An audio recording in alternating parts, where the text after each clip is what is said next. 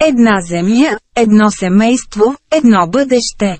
Срещата на върха на Г-20 през 2023 представя и обсъжда значението на една земя, едно семейство, едно бъдеще. Възможно ли е? Да, 100% е възможно. Това е третата стъпка. Първата стъпка е един свят, една армия, втората стъпка е един свят, една държава. След създаването на един свят, една военна организация в ЮНО. Всички граници на страната с 10% отбранителни сили и средства преминават под контрола на Световната централна армия. Това е повече от достатъчно за поддържане на всички граници на страната. 90% средства и сили за отбрана се прехвърлят за спасяване на проекта Рейнуатър. Така че няма войни, само мир, мир, мир. Природата на Земята може да побере настоящо и бъдещо прииждащо население. Има начини за това. С помощта и указанията на Организацията на Обединените нации ще бъдат изградени един крор-център на всеки 1000 места за настаняване. Всички центрове разполагат със слънчеви кухни, зелена и възобновяема енергия, здравеопазване, образование и детски площадки.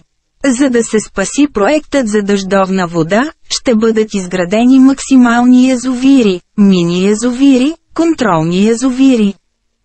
Повече от един крор езера, толкова силни, колкото мини-язовири, ще бъдат изградени и свързани с реки.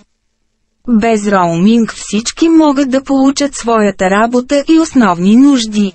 Чист въздух и вода, удобно място за живеене, приятна храна за нуждите ни до края на живота ни.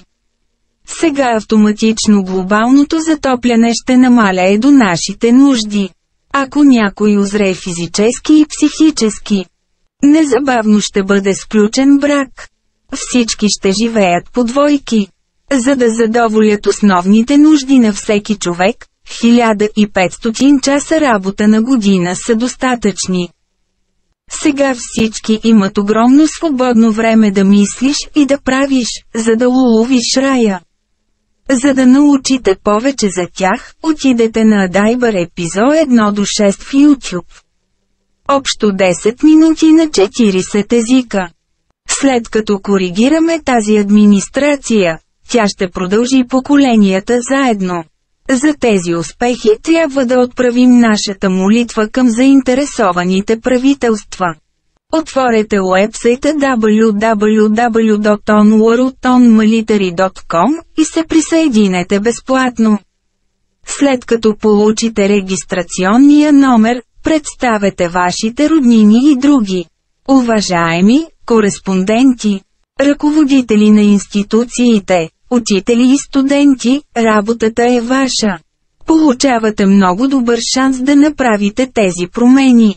Присъединете се към първия ръководител на институцията. След това към учителите, следващите студенти. Студентите представят всеки повече от 10 членове под техния регистрационен номер.